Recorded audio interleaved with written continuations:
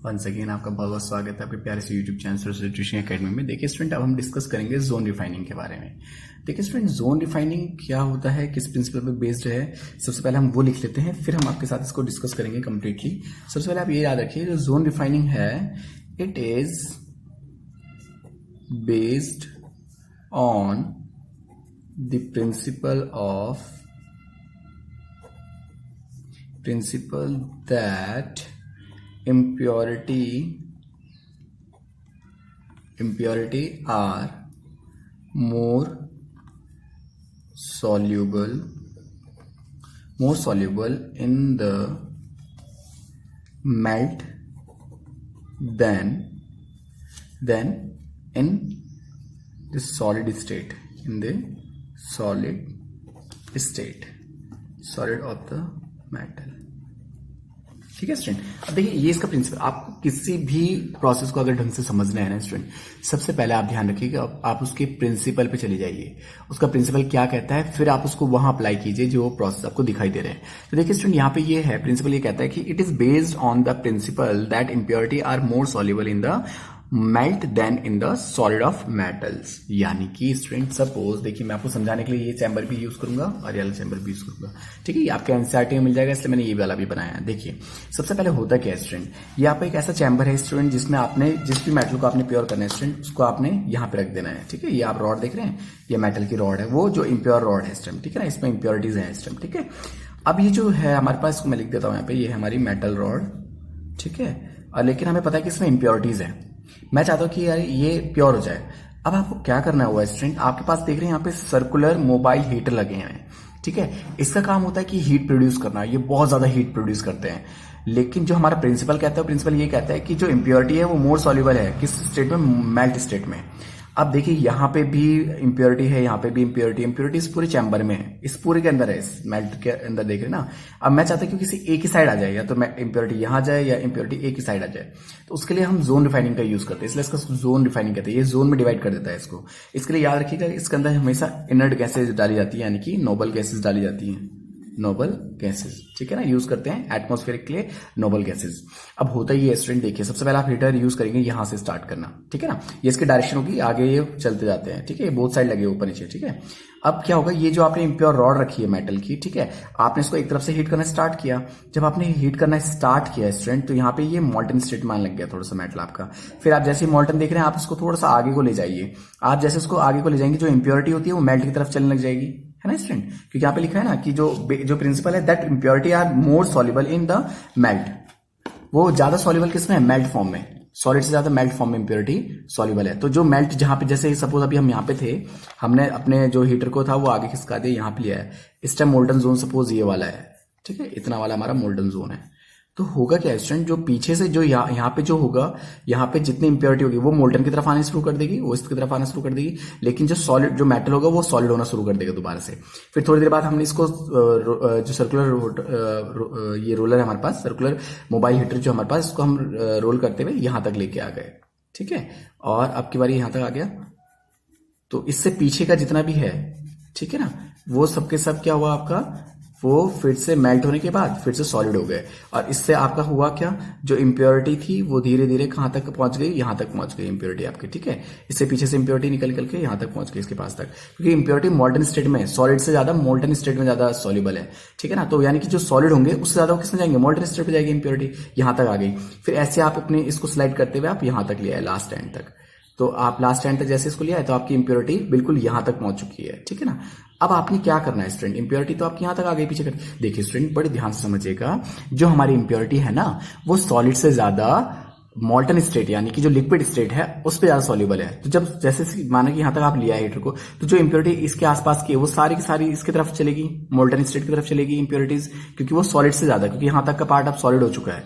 अब पीछे वाला यहां तक का पार्ट अभी भी कैसा है, मोल्टन स्टेट में। तो इम्प्योरिटी यहां तक पहुंच चुकी है। फिर आपने क्या करना, अपने रोलर को रिवर्स लाना है, पीछे की तरफ को लाना है।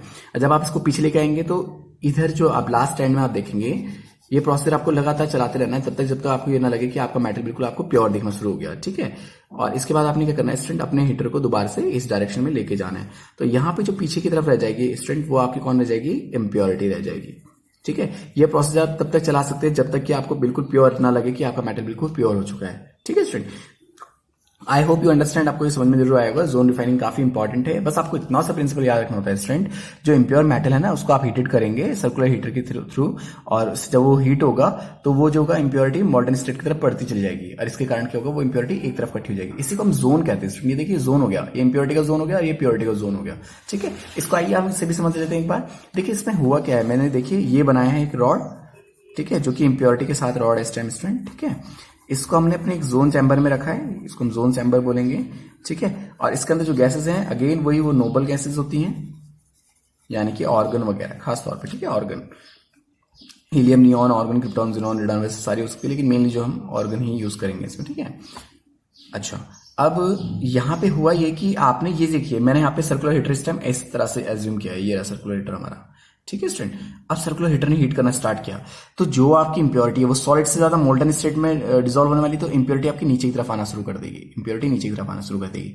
अब मैं इस रोलर हीटर को स्लाइड करता हुआ नीचे तक ले आया, यहाँ तक लेके आ गया हूँ स्टूडेंट। ठीक है, जब मैं इसे यहाँ तक लेके आया हूँ तो यहाँ से पीछे जितने भी इंप्योरिटी थी वो सब के सब इसके साथ आना शुरू हो गई, यहाँ पे आना शुरू हो गई, क्योंकि जो इंप्योरिटी है वो मोल्टन स्टेट में ज्यादा सॉल्युबल है स्टूडेंट। ठीक है, फिर मैं इसको स्लाइड करता हुआ और नीचे तक लेके आया हूँ, यहां तक ले आए हम इसको, तो इंप्योरिटी भी पीछे पीछे यहां तक आ गई, क्योंकि मॉडर्न स्टेट में इंप्योरिटी ज्यादा सॉल्युबल है तो वो यहां तक पहुंच गई, फिर ऐसे ही यहां तक। ठीक है, जबकि पीछे वाला पार्ट जो है वो प्योर होता चला जाएगा। लास्ट टाइम में हम देखेंगे कि अगर जैसे आप यहां तक ले आए तो इंप्योरिटी भी आपका ये कहां से यहां तक आना शुरू कर दिया, क्योंकि इंप्योरिटी लगातार धीरे धीरे नीचे स्लाइड हो रही है, और इसके कारण लास्ट में जो होगा आपका एक जोन बन जाएगा जहां पे आपकी केवल इंप्योरिटी रह जाएगी, और आप इसको स्टॉप करके इस रॉड को अलग निकालेंगे। बाद में क्या देखेंगे आप, जो रॉड आपने अलग निकाली स्टूडेंट, उस रॉड में ये जो रॉड है हमने जो स्टार्टिंग में इसके अंदर डाली वाली, इस रॉड में एक जोन में इंप्योरिटी मिलेगी आपको। ठीक है, तो इंप्योरिटी वाला जो पार्ट होगा उसको हम कट करके अलग कर देंगे, और प्योर पार्ट हमारे पास अलग हो जाएगा, यहाँ पे आ जाएगा हमारे पास प्योर मेटल। ठीक है, और यहाँ पे इम्प्योर मेटल। ठीक है ना, जैसे कि यहाँ पे भी है, तो जो ये वाला जोन होगा वो कैसा है हमारा, प्योर हो जाएगा इस टाइम। बाद में कैसे रहेगा, प्योर मेटल, और ये वाला कैसे रहेगा, इम्प्योर। लिख देता हूं मैं। ठीक है, impurity. I hope you understand student, आपको समझ में जरूर आया होगा। ठीक है स्टूडेंट, तो ये था स्टूडेंट हमारा जोन रिफाइनिंग। ये देख लीजिए कंप्लीट एक बार, इसका प्रिंसिपल याद रखिएगा स्टूडेंट। ठीक है, मेन इसका प्रिंसिपल होता है जोन रिफाइनिंग का।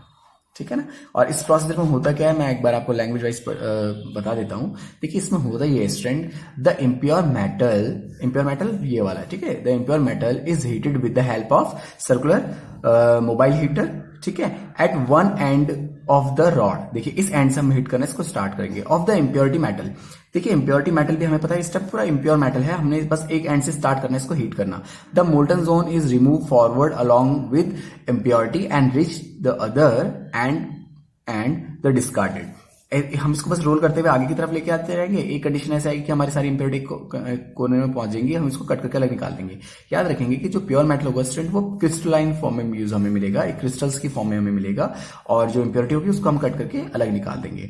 इस प्रोसेस में स्टूडेंट ये याद रखना है कि आपको सबसे पहले स्टार्टिंग में एक डायरेक्शन में लेके जाना है स्टूडेंट। ठीक है, एक बार एक डायरेक्शन में लेके जाना है। ठीक है, और इसके थ्रू हम किस किस को प्योर करते हैं, अगर आपसे ये पूछा जाएगा तो ये जरूर याद रखिएगा कि जोन रिफाइनिंग में आप किसको यूज कर सकते हैं। ठीक है ना, जोन रिफाइनिंग में स्टूडेंट जो मोस्टली यूज होता है प्योरीफाइंग ऑफ सेमीकंडक्टर्स। देखिए semiconductor like germanium, silicon, gallium, boron, indium. ठीक है, ये मोस्टली जो यूज होने वाले उसमें सेमीकंडक्टर्स होते हैं, क्योंकि एग्जाम में क्वेश्चंस भी आ सकता है, given the name of the element to use pure of zone refining. तो आप क्या क्या नाम लिख सकते हैं, जर्मेनियम, सिलिकॉन, है ना, सेमीकंडक्टर के जितने भी आपको नाम याद है आप वो लिख सकते हैं। आई होप यू अंडरस्टैंड, आपको जरूर समझ में आया होगा, और अगर स्टूडेंट आपको समझ में आया है तो please do like, share, subscribe and comment. Thank you so much student.